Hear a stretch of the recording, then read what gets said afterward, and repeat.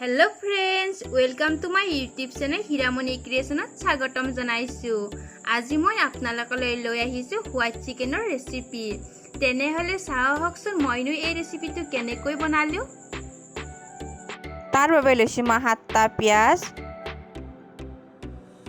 2টা তেজপাত, 10টা মান লৈছো কাজু, লং এলাচি লৈছো অকমান, জিৰা লৈছো আধা চামুচ, আদা নহৰু পেষ্ট লৈছো 2 চামুচ, বগা তিল লৈছো 2 চামুচ। তিল আৰু কাজুখিনি মই এতিয়া 10 মিনিটৰ কাৰণে পানীত জিকাই থৈছো। প্ৰথমতে মই পিয়াজখিনি সিজিবলৈ দিম 4টা চিটি অহালৈকে।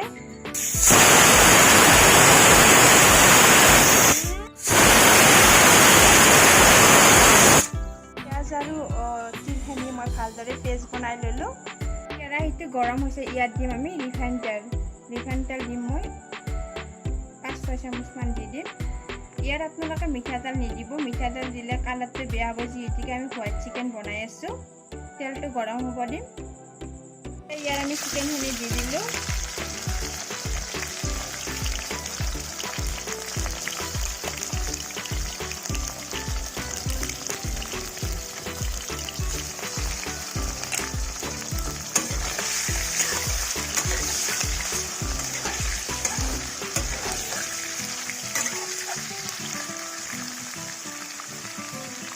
মই অকণমান নিমখ দি দিছোঁ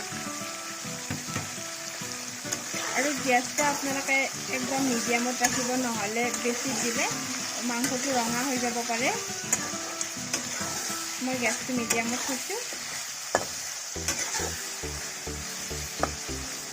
মাংসটো আমি অলপ সময় ভাজি ল'ম এনেকৈ।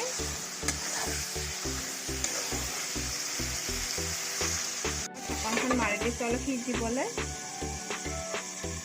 মাংসটোৰ পৰা অলপ পানী ওলাই গৈছে এনেকৈ।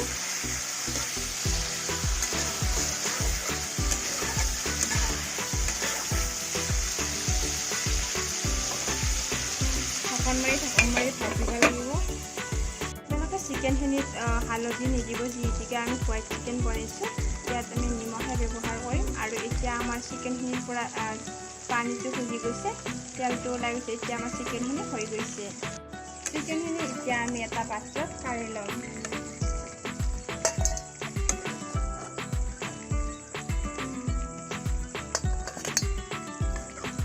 ইয়াত দিম অকণমান জিৰা, লং এলাচি দি দিলোঁ, তেজপাতকেইটাও দি দিছোঁ একেলগে। মই কেৰাহীটো চেঞ্জ কৰি বেলেগ এটা কেৰাহীত বনালোঁ, নহ'লে তলৰ ফালে ভজা কেৰাহীটোত বনালে ৰঙাও হৈ যাব পাৰে, সেইকাৰণে। ইয়াত দিম আদা নহৰু পেষ্ট।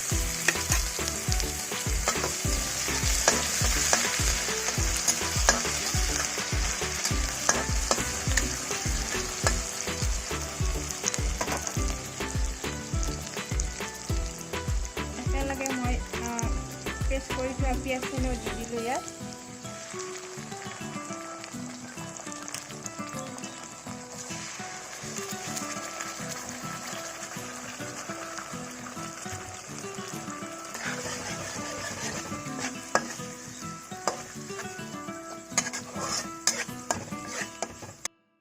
এতিয়া মই তিলখিনিও দি দিলোঁ।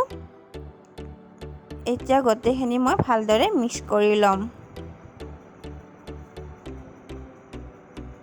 আৰু গেছৰ জুইটো একদম কমত থৈছোঁ, নহ'লে মছলাখিনি তলৰ ফালে লাগি যাব পাৰে, আৰু লাগিলে ৰঙা হ'লে ভাল নালাগিব, যিহেতুকে আমি হোৱাইট চিকেন বনাই আছোঁ। মছলাৰ বাতিটোত অকণমান মছলা ৰৈছিল, সেইকাৰণে পানী সেইটো মই দি দিলোঁ। গ্ৰেভিটোত পানী দিব নালাগে। ইয়াত আমি আৰু পানী নিদিওঁ, পানী দিলে গ্ৰেভিটো খাই ভাল নালাগে, সেইকাৰণে অলপ সময় কাৰণে মই অলপ এইখিনি উতলিব দিম। মছলাটো অলপ ভজা যোৱাৰ কাৰণে ঢাকনিখন মই মাৰি দিছোঁ। ধুনীয়াকৈ উতলি আহিছে। ইয়াত মই এতিয়া দি দিম চিকেনখিনি।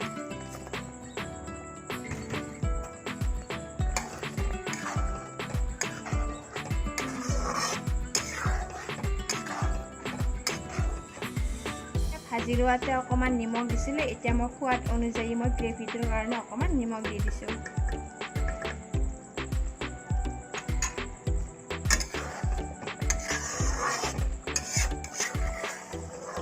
হোৱাইট চিকেনখন খাবলৈ বহুত টেষ্টি হয় আৰু আপোনালোকে এই ৰেচিপিটো ঘৰত বনাব বহুত ভাল লাগে। এতিয়া মই ঢাকন মাৰি দিছোঁ চিকেনটো সিজিবলৈ। গ্ৰেভিটো ধুনীয়াকৈ শুকাই আহিছে আৰু চিকেনখিনিও ভজা গৈছে, ধুনীয়াকৈ সিজি গৈছে। এতিয়া ইয়াত দিম মই অকণমান বাটাৰ। বাটাৰটো দিলে সোৱাদটো বহুত ভাল হয়। মিক্স কৰি দিলোঁ।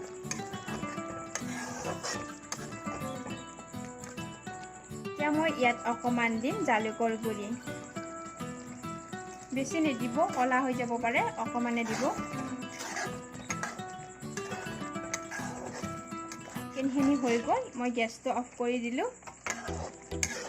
এতিয়া মোৰ হোৱাইট চিকেন ৰেডি হৈ গ'ল। খাবলৈ বহুত টেষ্টি হৈছে আৰু আপোনালোকে এনেকৈ বনাবচোন। শেষত ক্ৰীমখিনি দি দিলে খায়ো ভাল লাগে আৰু দেখিবলৈ ভাল লাগে। ৰেচিপিটো মই এগৰাকী খুৰীৰ পৰাই শিকিছোঁ। খাবলৈ বহুত টেষ্টি হয় আৰু আমি এনেকৈ ঘৰত বনাই খায়ে থাকোঁ। আপোনালোকে বনাবচোন, খাবলৈ বহুত ভাল লাগে। আৰু এবাৰ বনাই মোক ক'বচোন কেনেকুৱা হৈছে কমেণ্ট কৰি। আৰু খাই ক'ব আপোনালোকে বহুত টেষ্টি হয়। মই এনেকৈ বনাই থাকোঁ আৰু খায়ো বহুত ভাল লাগে, সেইকাৰণে বনাই থাকোঁ ঘৰত। এনেকৈ মই খাই থাকোঁ বনাই। চিকেনটো ধুনীয়া কোমল হৈছে আৰু খাবলৈ বহুত টেষ্টি হৈছে। কি ভাল লাগিছে নহয় খাই। ৰুটি দি খায়ো বহুত ভাল লাগে। আজি মই ৰুটি দিয়ে খালোঁ। আপোনালোকে যদি ঘৰত বাৰ্থডে পাতে তেতিয়াহ'লে আপোনালোকে লুচিৰ লগত বা পলৰ লগত এই হোৱাইট চিকেনটো আপোনালোকে দিব পাৰিব। খাই বহুত টেষ্টি হয় আৰু আলহীও খাই বহুত ভাল পাব। ঘৰতো এনেকৈ বনাই খাবচোন, বহুত ভাল লাগে। ভিডিঅ'টো চাই যদি ভাল লাগে লাইক কৰিব, কমেণ্ট কৰিব, শ্বেয়াৰ কৰিব, লগতে ছাবস্ক্ৰাইব কৰিব নাপাহৰিব। তেনেহ'লে আজিলৈ বাই বাই।